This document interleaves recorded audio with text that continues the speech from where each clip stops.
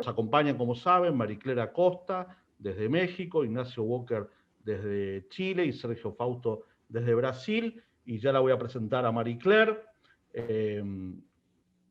Maricler presidió el Sistema Nacional Anticorrupción de México en el año 2018, es académica, activista, ha desempeñado cargos al servicio público y es reconocida internacionalmente como experta de derechos humanos. A lo largo de su carrera ha fundado varias organizaciones civiles de derechos humanos y ocupado cargos importantes. Fue directora de Freedom House en México, fue directora para las Américas del Centro Internacional para la Justicia Transicional, asesora especial del secretario general de la OEA para asuntos de la sociedad civil y subsecretaria para los derechos humanos y la democracia de la Secretaría de Relaciones Exteriores durante el gobierno del presidente Fox en México. Fue consejera de la Comisión Nacional de Derechos Humanos de 2013 a 2019. Actualmente preside la organización JTMX, un espacio de reflexión sobre las posibilidades de promover un proceso de justicia transicional para México, y es presidenta de OFAM México y de la Asamblea Consultiva del Consejo Nacional para Prevenir la Discriminación. Muchas gracias, Maricler, es un placer tenerla con nosotros y ya la dejo con la palabra. Muchas gracias y buenas tardes o buenas noches a todos ustedes. De verdad es un privilegio poder compartir este espacio y abordar un tema pues que me parece de importancia fundamental. Yo quiero agradecerles esta invitación tan generosa para comentar este informe, Unidad en la Diversidad, el fundamento de la CELAC para avalar el autoritarismo, del doctor Salvia, director general y miembro fundador de CADAL, y decirles que una invitación como esta pues resulta muy oportuna en la coyuntura política actual, en la que la esperanza en el retorno a un orden mundial pues más ordenado y respetuoso del multilateralismo presenta pues la promesa o por lo menos visos de reverdecer con la inauguración del presidente Biden al frente de los Estados Unidos de Norteamérica. Entonces el informe creo que cae en una coyuntura muy propicia. Y plantea preguntas muy interesantes, de las que rara vez se hacen en los coloquios y seminarios sobre asuntos internacionales, y que abordan directamente y sin tapujos el tema de la hipocresía y el doble rasero en los organismos multilaterales y su efecto pernicioso y erosionador de las libertades fundamentales y las instituciones democráticas que las sustentan. Confieso, y así se lo hice saber a Cadal cuando acepté la invitación a participar, que yo no le he dado mucho seguimiento al CELAC. Primero porque no está dentro del campo de mi disciplina. Y en segundo lugar porque desde su creación, a pesar de haber sido inaugurada por Felipe Calderón, presidente de México en 2010, un presidente de centro derecha, por cierto, siempre me pareció que se trataba de una concesión al gobierno cubano, la dictadura más antigua de la región, y al bloque del ALBA y sus gobiernos de izquierda autoritaria. Esto sucedía además en el contexto de la campaña de descrédito y restricción del derecho de acceso a la justicia, pues de numerosas víctimas de violaciones a derechos humanos, montada por Venezuela contra el sistema interamericano de protección de estos, y que terminó con la denuncia de la Convención Americana de Derechos Humanos de la OEA un par de años después. Me pareció evidente que su intención era la de contrarrestar la influencia de la OEA en la región y que se sostendría principalmente con los dineros del petróleo venezolano, que para entonces empezaban a dar señales de agotamiento. Desconozco si esta percepción se basó en hechos objetivos o simplemente fue resultado de mi propia postura ante los derechos humanos y la democracia. Pero lo cierto es que no volví a prestarle mayor atención, en demérito mío, por supuesto. México detenta actualmente la presidencia pro tempore de CELAC y el canciller mexicano, Marcelo Ebrard, ha declarado en un boletín de prensa de la Secretaría de Relaciones Exteriores que se trata de un foro para promover exclusivamente la cooperación regional para el desarrollo y que México tratará los asuntos políticos en otros foros regionales, a mi entender, la OEA y desde luego Naciones Unidas. Ahora, no sé si esta postura realmente es la postura oficial o fue para salir del paso, pero bueno, a pesar de que los derechos humanos siguen siendo parte de la política exterior en esta administración, México ha dado un giro importante con relación al papel que juegan en su relación con la comunidad internacional. Y la defensa y promoción de los derechos humanos y la democracia, que tanto trabajo costó incorporar en nuestra política exterior y en nuestra Constitución, ha cedido paso a una interpretación estrecha y convenenciera de la doctrina Estrada, pergeñada por allá de 1930, en un momento histórico en el que la no intervención en los asuntos internos de los países y el respeto a la libre autodeterminación de los pueblos guardaban otro significado para mi país. En aquel entonces todavía no había tenido lugar la Segunda Guerra Mundial, con su legado de atrocidades que dio lugar al desarrollo del sistema internacional de protección de los derechos humanos, fincado en las Naciones Unidas y en sus contrapartes regionales, como es el caso de la Organización de Estados Americanos.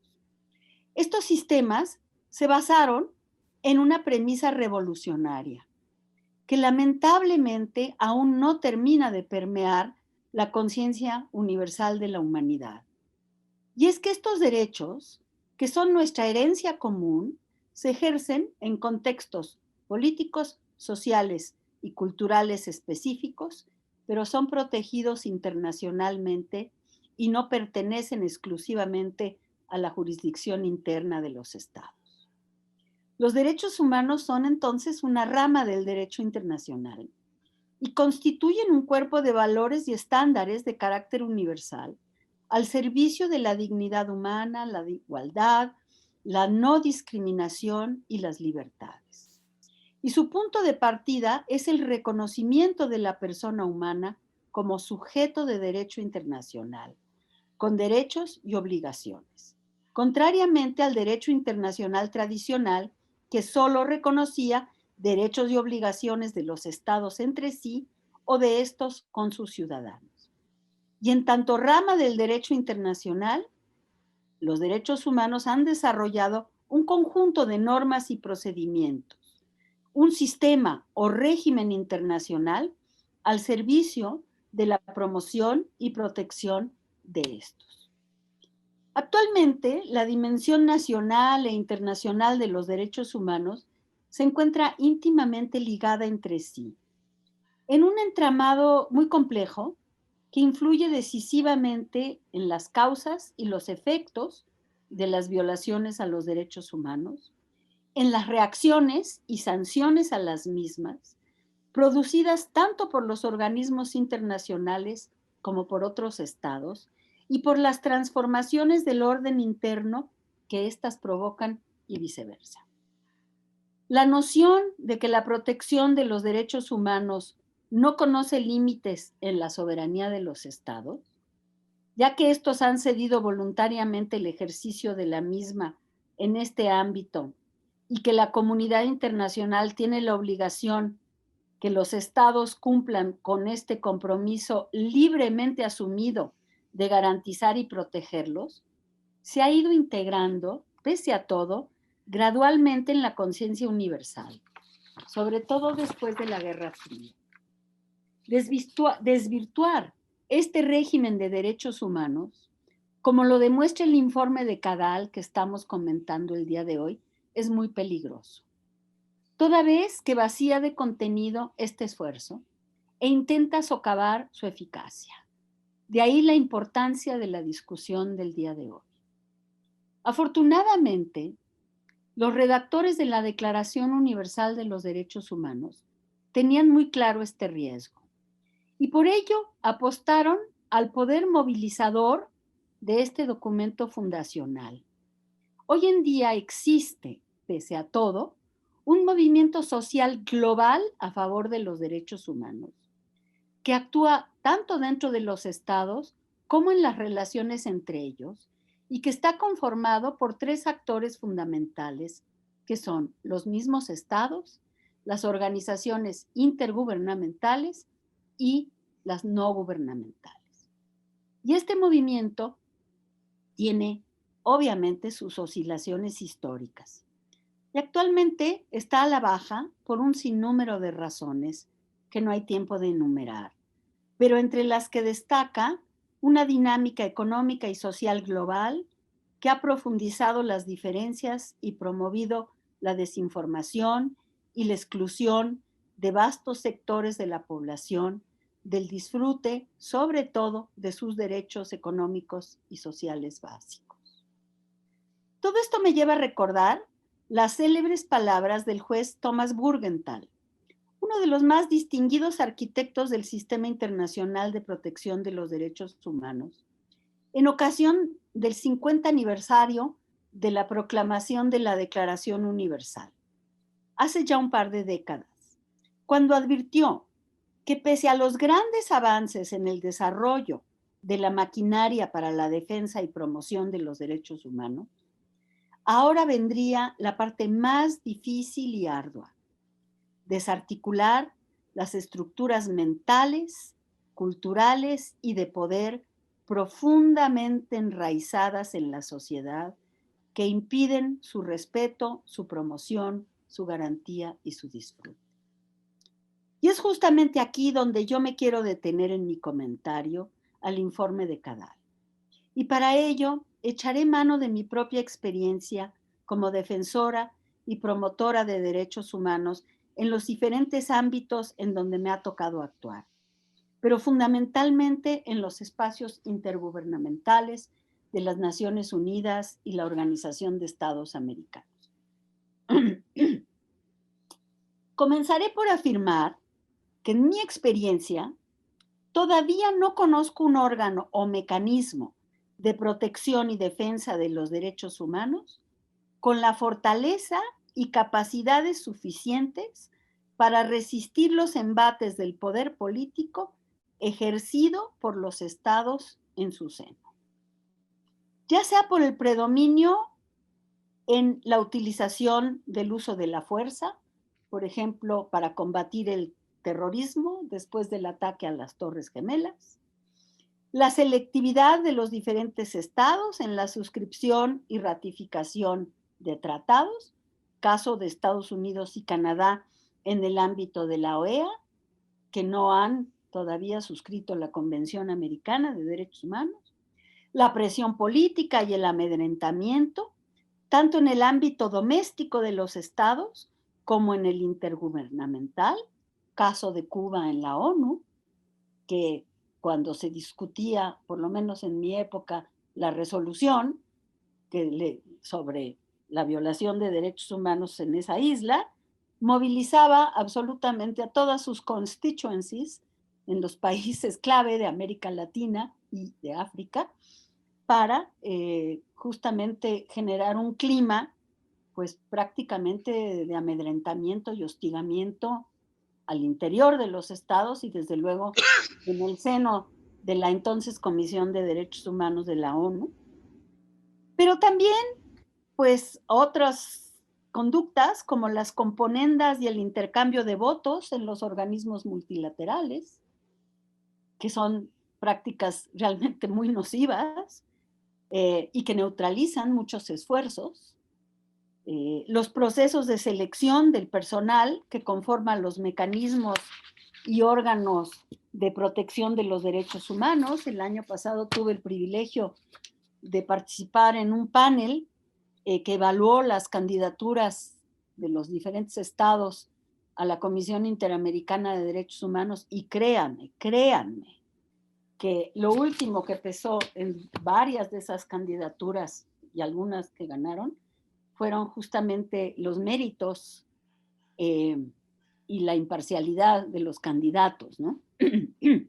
El frágil y exiguo apoyo financiero a los esfuerzos, tanto de los mecanismos de protección de los derechos humanos, por ejemplo, los procedimientos especiales de la ONU, o el Sistema Interamericano de Derechos Humanos, que vive de la cooperación internacional y básicamente de la generosidad de 2 o 3 gobiernos, así como la cooperación técnica que prestan, como el caso de la cooperación técnica de la Oficina del Alto Comisionado de Naciones Unidas para los Derechos Humanos, que yo también formé parte ahí de un grupo de trabajo durante 6 años que nos tocaba prácticamente sacar el sombrero y tocarle la puerta a los estados para ver si nos daban algo de dinero para la cooperación técnica, para no hablar además de la presión que ejercen los países para definir ellos los términos de la cooperación técnica. En fin, hay 1000 maneras de neutralizar los esfuerzos de protección y defensa de los derechos humanos en los organismos multilaterales creados expresamente para ello, ¿no? Y finalmente, bueno, el predominio de 3 o 4 estados poderosos en estos organismos, que son los que definen buena parte de sus recursos y su comportamiento. Estos son problemas muy serios que no creo que estemos abordando, y ciertamente no los aborda la sociedad civil. Y creo que, a mi entender, el informe de Cadal, al señalar cómo la hipocresía de los organismos multilaterales como CELAC, pero no solamente de este, contribuye a erosionar la democracia y las libertades fundamentales, plantea la pregunta de cómo promover la unidad política incondicional con lo estipulado en la Declaración Universal de los Derechos Humanos, con el compromiso de la defensa de estos. Y si es así, la discusión entonces se debe trasladar también al ámbito doméstico de los estados,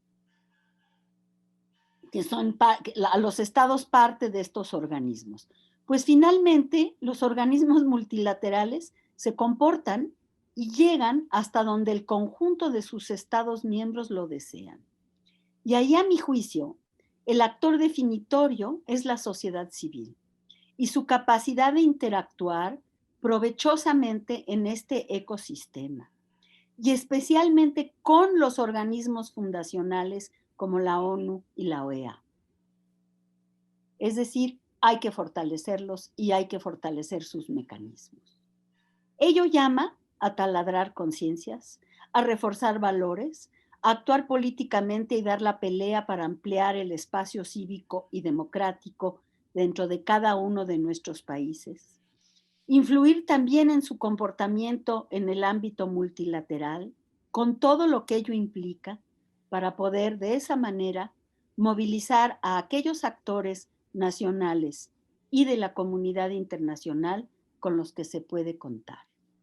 Una actividad llena de dificultades y peligros, pero hasta ahora la única que vislumbro como posible. Muchas gracias. Muchísimas gracias, Marie Claire, muy amable por su intervención. Como saben, se pueden hacer preguntas a través del mecanismo que existe en este Zoom, y para el final de las 3 presentaciones. Ahora lo voy a presentar a Sergio Fausto, que es politólogo y se desempeña como director ejecutivo de la Fundación Fernando Enrique Cardoso. Es codirector del proyecto Plataforma Democrática y la colección del Estado de la Democracia en América Latina. Es miembro del Grupo de Análisis de la Coyuntura Internacional por la Universidad de San Pablo y columnista del diario O Estado de San Pablo. Fue asesor de los Ministerios de Finanzas y Planificación entre 1995 y 2002 e investigador en el Centro Brasileño de Análisis y Planificación y es consejero académico de CADAL. Sergio, tienes la palabra. Bueno, antes que nada, Gabriel, muchas gracias por la invitación. Es siempre un gusto participar de las actividades de CADAL y sobre todo de compartir esta presentación con Marie Claire y con mi amigo Ignacio Walker. Yo quisiera empezar subrayando la admiración que tengo por la labor que ustedes en CADAL realizan. Y realmente es difícil exagerar la importancia de la actividad que desarrollan ustedes y estoy diciendo esto porque quisiera hacer una intervención de una especie de realismo brutal acá, de aterrizar esta discusión en el tablero de la geopolítica regional y en qué mundo vivíamos cuando se creó CELAC, en qué mundo estamos y qué aprendemos a lo largo de más de 10 años, ¿no? Y no hace falta recordar que el año 2010 teníamos para graficar en Brasil el PT y Lula en su auge, ¿no? En Venezuela Chávez ni siquiera había presentado los primeros síntomas de la enfermedad que lo llevó a la muerte. Entonces el chavismo en el auge, ALBA en el auge,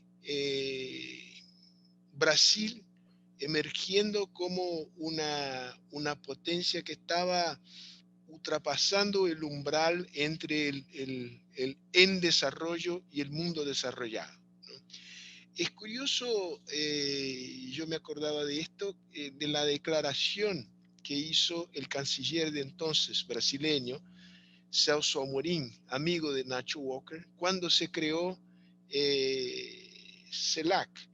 Y él dijo algo como, nos tomó 200 años para que los países caribeños y los latinoamericanos creáramos una organización regional sin Estados Unidos, ¿no? Entonces, desde el punto de vista de Brasil, CELAC hacía parte de una estrategia más global de afirmación de Brasil en el ámbito de un sur global contrapuesto al norte, sobre todo Estados Unidos.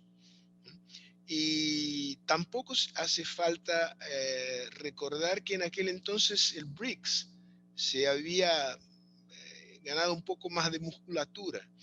Venimos en la estela de la gran crisis financiera del año 2008, que dañó muchísimo el corazón del sistema del capitalismo liberal en Estados Unidos y en Europa. Se hablaba del desacoplamiento de China en relación a lo que se pasaba en el occidente, la idea de que China tenía motores propios de crecimiento y que arrastraba en su estela los países, sobre todo los países suramericanos productores de commodities, minerales y agrícolas, ¿no? Él, desde el punto de vista de Brasil, CELAC nunca fue un mecanismo importante, ¿no? Fue más un movimiento, pero una especie, me viene la expresión en inglés, más un sideshow, lo que realmente el tablero central del juego brasileño, que en aquel entonces era un juego muy ambicioso, ¿no? Hoy, ¿cuál es el escenario prevaleciente en la región? Es totalmente distinto, ¿no? Para decirlo de manera sencilla, cada uno va por su lado. Argentina va por un lado, Brasil va por otro. Brasil salió de CELAC, ¿no? O sea, prevalece una total fragmentación en términos de coordinación al nivel regional, lo que nos hace falta muchas veces, ¿no? Por ejemplo, ahora para combatir la pandemia, ¿no? Ni siquiera frente a una pandemia como la que estamos viviendo, somos capaces de generar mecanismos de cooperación como para enfrentar el problema.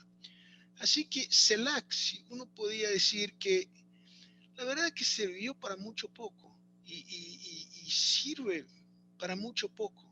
Claro, puede ser que sea útil de alguna manera a los regímenes autoritarios de la región, Cuba, Nicaragua y Venezuela, como para tener ahí una capa de verniz, ¿no? Una especie de una fuente de legitimidad, pero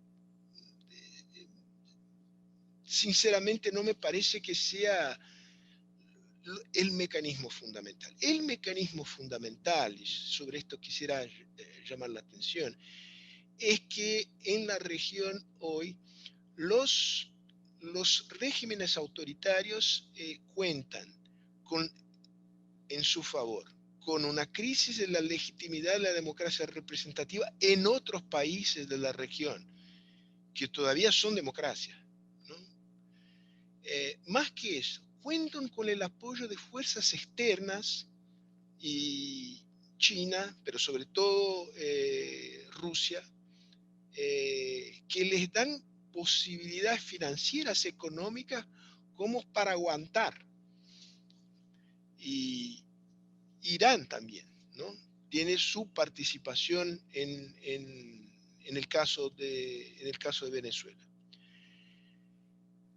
Otra lección aprendida es que Estados Unidos sigue siendo el actor clave en la región, ¿no? La idea de que se pueda bypass los Estados Unidos es una idea irrealista, ¿no? Sobre todo en un escenario donde hay una disputa geopolítica global con otras potencias, que son potencias que tienen sus proyectos y sus modelos autoritarios, unas más interesadas en la disrupción del sistema internacional, otras más responsables con un juego de largo plazo, pero sea como sea, potencias autoritarias que tienen influencia en la región, y esto sí es un factor de sostén importante de estos regímenes en nuestra región. Pero, ojo, el proceso de erosión de la legitimidad de la democracia en otros países tampoco es un factor que se deba minusvalorar, ¿no? O sea, son los factores reales de poder más que estas instituciones de cumbre que tienen de verdad importancia en la dinámica del juego político y de las relaciones internacionales y del futuro de la democracia en la región. Para concluir, lecciones aprendidas. Y esto no, a lo largo de mucho tiempo, y esto no para nada, pero realmente para nada disminuye la importancia de la labor que instituciones de la sociedad civil realizan, como realiza CADAL en favor de los derechos humanos y poniendo presión y todo más. Es que las estrategias basadas en sanciones y aislamientos no funcionan. No funcionan. Esto está clarísimo a lo largo del tiempo con Cuba. Esto está cada vez más claro con Venezuela. Y también con Nicaragua. Y creo que lo que es esperanzador, y esto Marie Claire subrayó al inicio de su exposición, es el hecho de que la situación política cambió en Estados Unidos. Y esto quiere decir que, a mi juicio, puede cambiar el tipo de abordaje a el actor central en nuestra región, que es Cuba, ¿no? Hay que señalar a Cuba las oportunidades del cambio. Y el cambio para Cuba pasa por una nueva relación con Estados Unidos. Y esto va a tener reflejos en la posición de Cuba en relación a Venezuela, ¿no? Esto puede facilitar las cosas en Venezuela. Para no mencionar que una política multilateral más bien alineada entre Estados Unidos y Unión Europea también puede tener reflejos importantes en relación a Cuba y a Venezuela. Entonces, yo terminaría dentro de esta mirada realista, que es mi mirada,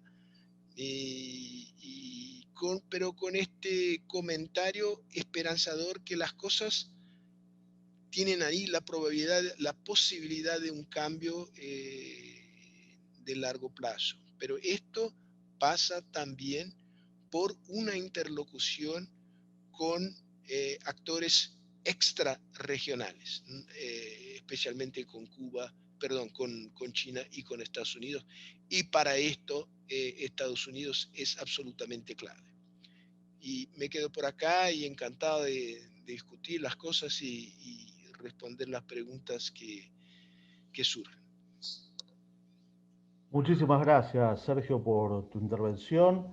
Y ahora lo voy a presentar a nuestro último expositor, Ignacio Walker, que es abogado y doctor en ciencias políticas.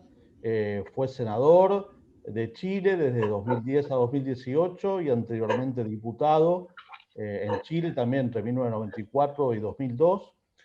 Fue ministro de Relaciones Exteriores de Chile durante el gobierno del presidente Ricardo Lagos entre 2004 y 2006 y presidió el Partido Demócrata Cristiano entre septiembre de 2010 y 2015.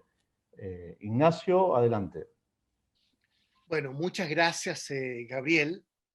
Me sumo a los agradecimientos de Marie Claire y Sergio, y felicitaciones a Cadal por todo el esfuerzo y la perseverancia que ha tenido durante muchos años desde la sociedad civil, como tú bien decías, especialmente en temas como derechos humanos y democracia.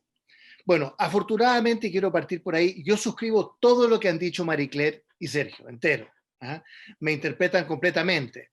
Por lo tanto, lo mío va a ser un footnote, literalmente una nota de pie de página a lo que han dicho Marie Claire y Sergio, porque creo que han sido muy claros, muy profundos, y por lo tanto aquí hay mucha sintonía. Eso es lo que yo veo en esta conversación, y agradecer, por supuesto, también a las personas que se han unido a nuestra conversación. Bueno, aquí ya se ha dicho, ¿no es cierto? Estamos hablando de 33 estados de América Latina y el Caribe. Esto parte efectivamente del 2010 en el contexto en que Sergio describía, es decir, el auge del ALBA y los amigos del ALBA, el boom de los commodities, ¿no es cierto? Había mucha plata en estos países, en América Latina, en Venezuela, en Bolivia, en Ecuador, en fin, los países volcados a las exportaciones. Y también habría que agregar y recordar que junto con ese contexto era de alguna manera la sucesora del Grupo de Río, ¿no? Que también tuvo una importancia, tal vez muy superior a la que ha tenido la CELAC, pero sucesora del Grupo de Río, en cuanto a un mecanismo de diálogo, de concertación política, principalmente con una agenda en términos de cooperación, paz y seguridad. Hay que decir que el tema de los derechos humanos, la democracia, no fue la piedra angular declarada, ¿no? Sino que más bien esta agenda de cooperación, de paz y seguridad dentro de este mecanismo de diálogo, ¿no es cierto?, y concertación política que nace con las mejores intenciones, como siempre surgen estas iniciativas, pero que va dejando mucho que desear en el camino, y ahí aterrizamos, ¿no es cierto?, en el documento de Gabriel que estamos comentando. Bueno, dos comentarios de mi parte. Uno sobre la integración y otro sobre el documento de Gabriel. Bueno, el tema de fondo, ¿no es cierto?, es el de la integración. Un tema muy esquivo, muy disperso, carente de mucha racionalidad, de coherencia, que ha sido fuente permanente de frustración en América Latina, ¿no? Los intentos de integración. Todos recordamos aquella famosa frase de Henry Kissinger, quien refiriéndose a Europa dijo, bueno, cuando yo quiero hablar con Europa, ¿qué número de teléfono marco? ¿No? Bueno, en Europa eso se ha resuelto, ¿no? Y ahí está Josep Borrell, y está la presidenta de la Comisión, y la Unión Europea tiene una estructura, una institucionalidad. En América Latina y el Caribe, cero, Nada. O sea, el que quiera hablar con América Latina y el Caribe, yo no sé, ¿no es cierto?, qué teléfono marca. Entonces, el tema, ¿no es cierto?, que está resuelto en Europa, estamos cada vez más en retroceso, en realidad, en América Latina y el Caribe. O sea, ¿quién llama uno? A la CELAC, ¿no es cierto?, sería una pérdida de tiempo. Al Mercosur, que tuvo un gran potencial, pero es insuficiente. Bueno, la UNASUR, yo era canciller cuando con el presidente Lagos concurrimos a UNASUR, que cambió de nombre al año siguiente, ¿no es cierto? Perdón, la Comunidad Sudamericana de Naciones, que pasó a ser UNASUR, ¿no?, con un tinte, una impronta chavista muy clara. Bueno, tampoco ese es el teléfono, por supuesto. Bueno, PROSUR, recientemente creado con el presidente Piñera, pero con sus problemas, la Comunidad Andina de Naciones, el SICA, el CARICOM, la Alianza del Pacífico, la LADI, el ALBA, el Grupo de Lima, ahí tengo 11. ¿Ah? O sea, ¿a qué teléfono llamo? No sé. ¿Ah? Y esto da cuenta de una sopa de letras, ¿no es cierto?, de siglas, que realmente resulta muy frustrante y muy poco coherente, porque hay una proliferación de iniciativas, una superposición, unas duplicidades. Bueno, conocemos la historia, no quiero llorar sobre la leche derramada, pero obviamente que es muy frustrante. Hicimos todo al revés de Europa, ¿no? Europa en los años 40, 50 partió con bread and butter issues muy concretos, los acuerdos del acero y el carbón, ¿no?, entre Alemania y Francia, así partió. Después, ¿no es cierto?, el Pacto de Roma del año 57, después vino la Comunidad Económica Europea, fuimos de menos a más, de issues muy concretos, temas muy concretos de la vida cotidiana de las personas, a una institucionalidad muy sofisticada, finalmente con parlamento, con moneda única, con Maastricht, ¿no es cierto? Bueno, y esto fue entonces un proceso racional, ¿no es cierto?, coherente, de menos a más, exactamente lo contrario, ¿no es cierto?, de América Latina, que partimos por las grandes declaraciones, las grandes instituciones, los grandes parlamentos, esta macrocefalia político-administrativa, legislativa, que es absolutamente irrelevante y absolutamente ineficaz. Bueno, y CELAC, todos sabemos, el 2017, hace 3 años, entra en crisis. ¿A propósito de qué? De Venezuela, ¿no es cierto?, una situación insostenible. Brasil, como lo recordaba Sergio, abandona, ¿no es cierto?, CELAC recientemente. Hay un desinterés del Caribe anglófono completo, ¿no es cierto?, respecto del CELAC.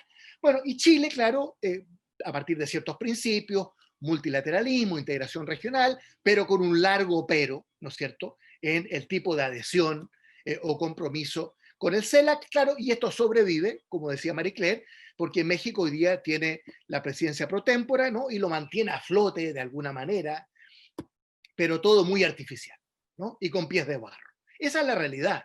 Esa es la realidad más allá del CELAC, de la integración regional, subregional en América Latina y el Caribe, y sobre todo América del Sur, en lo que se refiere a algunas de estas iniciativas. Bueno, el problema no está, por lo tanto, en el concepto, en la aspiración de la integración regional o subregional, sino en la falta de visión. O sea, ¿por qué Europa tuvo ese derrotero a través de los años?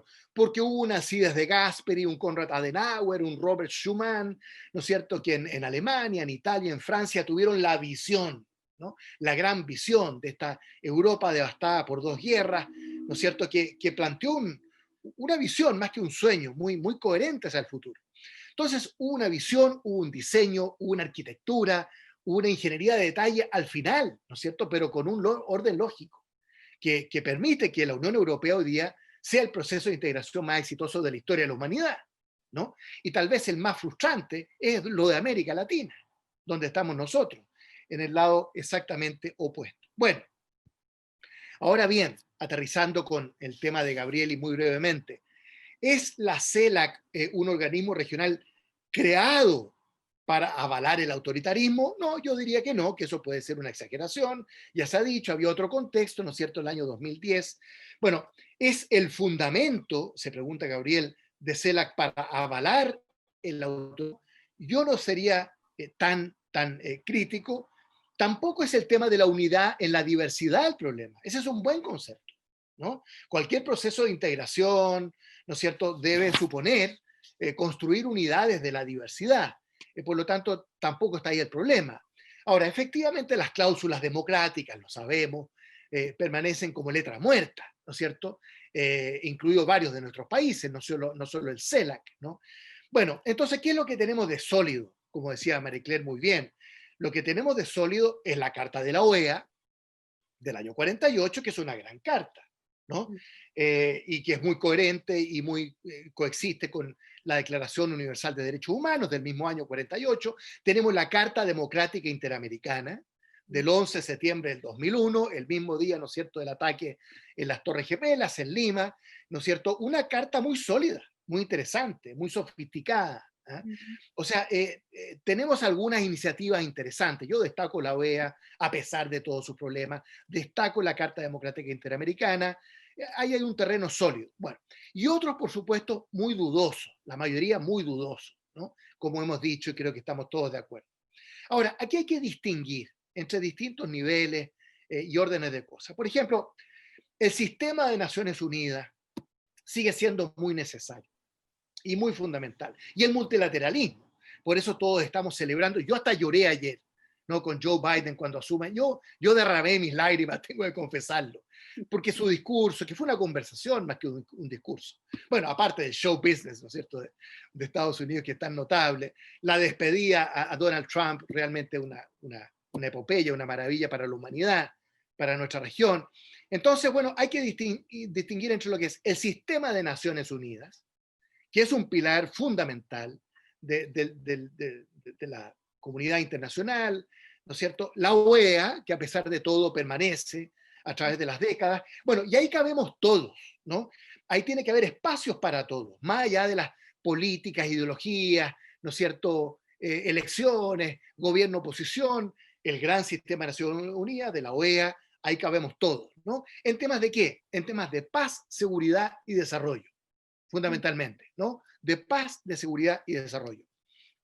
Bueno, hay otras iniciativas que tienen que tener obviamente mayores niveles de ambición y de coherencia, ¿no? Como las ha tenido la Unión Europea. Ahora, ojo, la Unión Europea tiene sus problemas también en esta materia. Está Hungría, está Polonia, ¿no es cierto? Que ahí hemos visto las tensiones, ¿no? Últimamente incluso. Entonces, nada de esto es fácil, ¿no? Pero la Unión Europea, por supuesto, que ha logrado avanzar en esa materia, fuertemente en materia de derechos humanos y democracia, ¿no? Incluso señalar las líneas rojas respecto de Hungría, de Polonia. Bueno, y después, claro, están las declaraciones, los compromisos, los mecanismos. CELAC, por supuesto, es parte de esta sopa de letras, de siglas, ¿no es cierto?, en que evidentemente, por lo menos en nuestra experiencia, hay mucha frustración. ¿Qué es lo sólido? Como principios, como compromisos. Primero, valor universal de los derechos humanos. Ese es un pilar sólido de todo sistema que tenemos que fortalecer. Segundo, el valor intrínseco de la democracia, ¿no es cierto? Fin al doble estándar, el valor intrínseco de la democracia, ¿no? Tercero, el Estado de Derecho, el Estado democrático de derecho, ¿no? Bueno, esos son el tipo de pilares sobre los cuales tenemos que construir. ¿Y sobre qué base?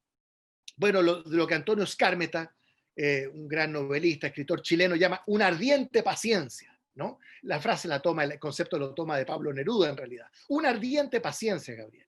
Porque hay que administrar las tensiones, las contradicciones, el doble estándar, la hipocresía, para construir integración a nivel regional, subregional, para construir estos compromisos, mecanismos, declaraciones sobre democracia, derechos humanos, hay que tener efectivamente una ardiente paciencia, ¿no? Siempre habrá, en este tipo de iniciativas, siempre habrá algo de hipocresía, de doble estándar, de tensiones, de contradicciones, de zonas grises, ¿no?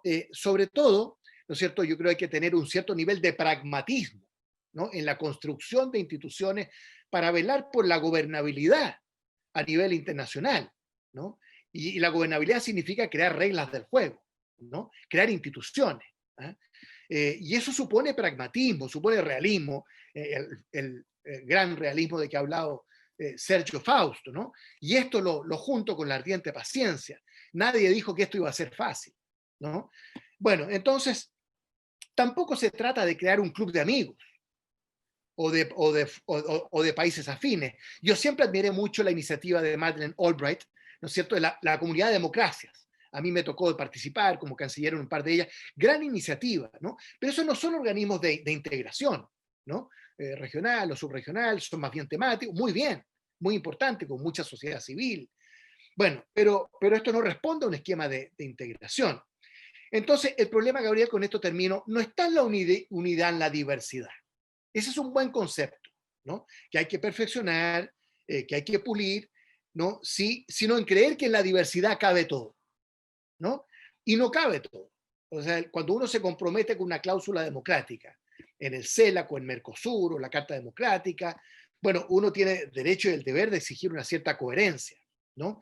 Y ahí lo que falta muchas veces, como decía muy bien Marie Claire, ¿no es cierto?, son los mecanismos para hacer efectivas las responsabilidades. Oye, pero usted firmó esta carta, esta cláusula, esta iniciativa. Entonces hay derecho a exigir, ¿no es cierto?, responsabilidad. Y ahí, por supuesto, muchas veces faltan los mecanismos para hacer efectiva esta responsabilidad. Bueno, en todo caso, raya para la suma, yo termino. CELAC está muerta, UNASUR está muerta, ¿no? Tal vez lo que falta es una buena extrema unción, ¿no? Para darle una digna sepultura, porque la verdad es que el sistema no se sostiene, ¿no?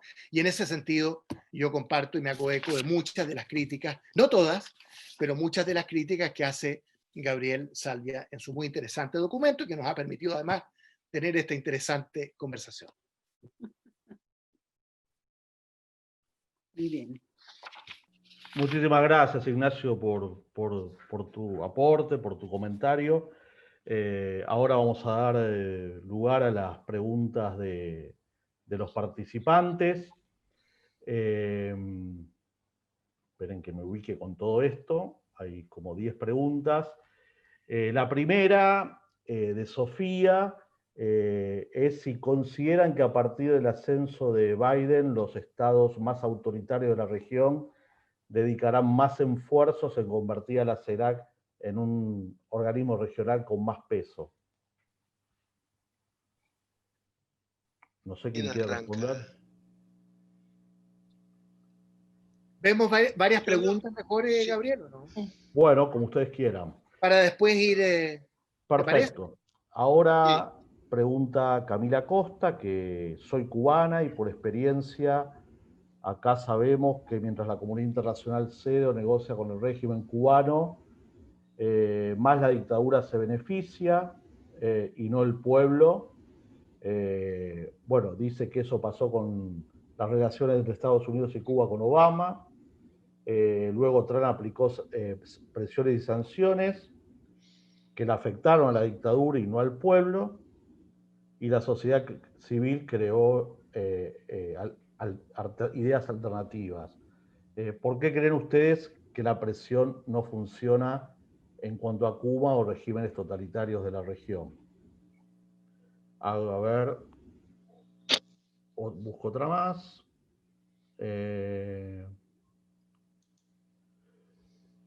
Acá pregunta Abraham. Cuba es la bisagra de la región según lo que dice, para Sergio, ¿no? Dice, Cuba es la bisagra de la región según lo que dice. Entonces, ¿qué tan diferente será ahora el panorama político en la región y en Cuba específicamente con respecto a cuando la administración Obama? Acá le preguntan a Sergio si considera que Biden va a restablecer las relaciones en Cuba para retomar el legado de Obama en ese sentido. Acá Felipe señala que no le quedó clara la propuesta de Fausto. Cuba no puede abrirse ni tampoco puede soltar a Venezuela. China está interesada en aumentar su presencia en América Latina. ¿No es más útil el diálogo directo Venezuela-Estados Unidos? Se pregunta Felipe. A ver acá.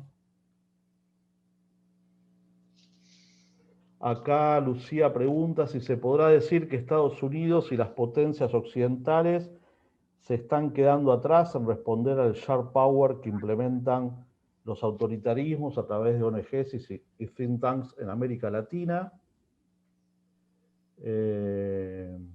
Y pregunta también Lucía, ¿cómo podría Biden mediar una política exterior que no castiga a Venezuela y Cuba sin favorecer al mismo tiempo a los regímenes autoritarios en estos países? A ver, ustedes anotan, ¿no? Me imagino. Sí.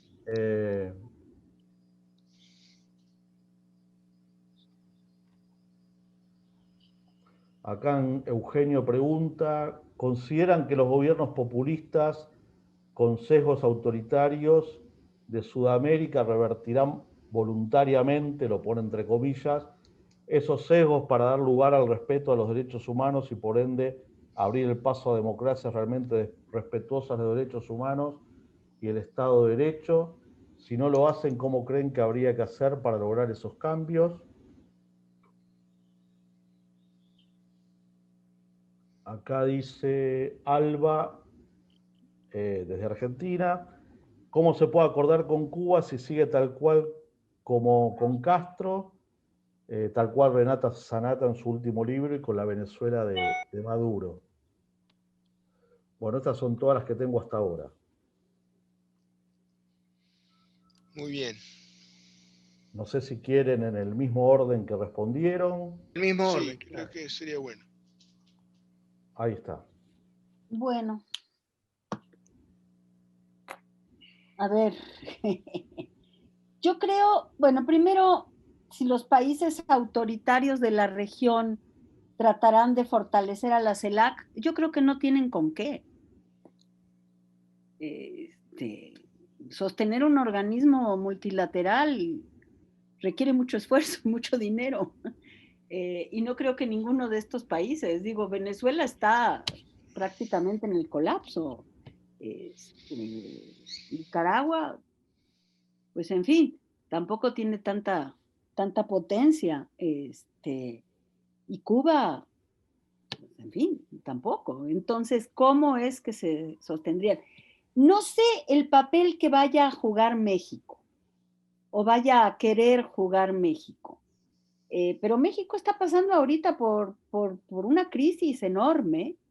Eh, bueno, la pandemia ha sido arrasadora, y toda esta carta nacionalista que está jugando este presidente, me parece que tiene que ver más bien con un proceso de elecciones intermedias, eh, que no está dispuesto a perder y que está jugándose la carta nacionalista, pero me parece que muy pronto vamos a recibir mensajes muy claros de Estados Unidos, en el sentido de que, bueno, primero estamos integrados económicamente con Estados Unidos, pero segundo, formamos parte del perímetro de seguridad de ese país, y tercero, los intereses nacionales de Estados Unidos dependen mucho de México.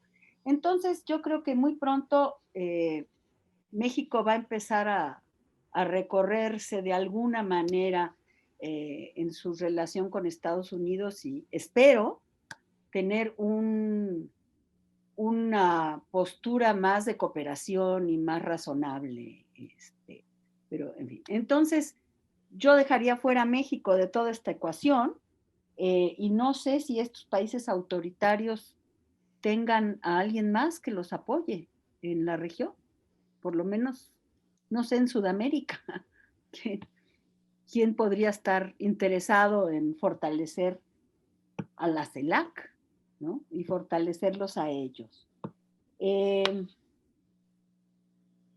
Yo creo que, bueno, hoy en la mañana tuve la oportunidad de escuchar una discusión con un ex funcionario de la administración Obama, encargado de seguridad de la región, Dan Restrepo, sobre cómo se vislumbra en Estados Unidos la nueva política de Biden hacia Venezuela, y me parece que dijo algo muy importante al respecto. Digo, bueno, obviamente las sanciones y la presión no sirvieron para nada, al contrario, pero de cualquier manera, la política de Biden hacia Venezuela va a tener como foco principal al pueblo venezolano, es decir, a la gente en Venezuela. ¿Qué quiere significar eso? ¿Qué significa eso? No lo sé, ya en acciones concretas. Pero creo que va a haber mucho énfasis en ayuda humanitaria, y digamos, apoyar con ayuda humanitaria esos enormes flujos migratorios que hay, y seguramente va a haber acción multilateral. en Naciones Unidas, y no sé si en la OEA, pero por lo menos en Naciones Unidas me imagino que sí va a haber presión de Estados Unidos con relación a los temas de derechos humanos de Venezuela y a, bueno, o sea, los crímenes de lesa humanidad también que se han documentado en ese país con relación a eso. Así que, pues eso es lo que yo podría decir por el momento. De Muchas Cuba, gracias. supongo que habrá también un proceso de acercamiento, no lo sé, con qué tanta fuerza tenga, digamos, la administración Biden para reanudar la política de Obama con relación a Cuba, pero eso se lo dejo a mis colegas. Muchas Bien. gracias, Marie Claire. Sergio. Bueno, empiezo por la pregunta más fácil, que ya ha sido contestada por Marie Claire. CELAC falta el certificado de función, ¿no? Entonces que realmente no me parece que sea una herramienta que va a ser utilizada por los países autoritarios. No pasa por ahí el juego, no pasa por CELAC. En cuanto a este equilibrio, uno pudiera decir, entre presión y incentivos, ¿no? En inglés, el stick and carrot, porque de esto se trata, no se trata de un juego maniqueo de lo bueno es hacer presión y no darle una salida incluso a las élites autoritarias muchas veces, ¿no? Eh, no es solo presión ni solo concesiones, es un juego sofisticado de balance entre las dos cosas que es muy dependiente de las coyunturas y de las coyunturas globales. ¿Cuál es la situación que me parece es la situación actual con el cambio en Estados Unidos? Falta todavía saber cuál será el esfuerzo, el empeño, la importancia que tendrá América Latina en general, Cuba en particular, en la administración Biden. Obviamente no es la prioridad del gobierno Biden, ¿no?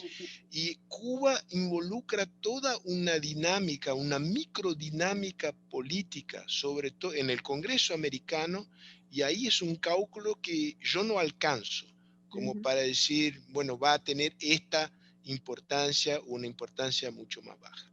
Pero creo que es razonable imaginar que Biden intentará un juego que es un juego al mismo tiempo de presión, pero también de normalización, de estímulos a la intensificación de las relaciones comerciales y también interpersonales entre Cuba y Estados Unidos. ¿Con qué objetivo de corto plazo? ¿De implantar la democracia en Cuba de la noche a la mañana? Claro que no, no es viable hacerlo.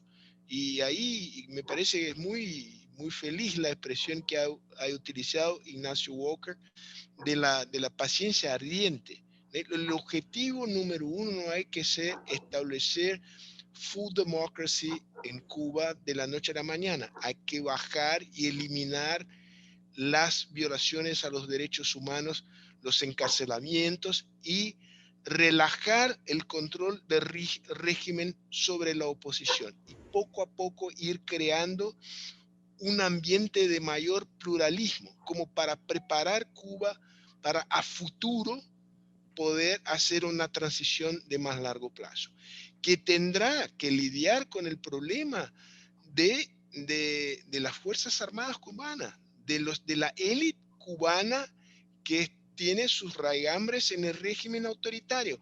No se va a poder encarcelar a esa gente o expulsarlas o tomar Cuba de asalto con los Mariners. Esta es una idea loca que se quedó en el pasado.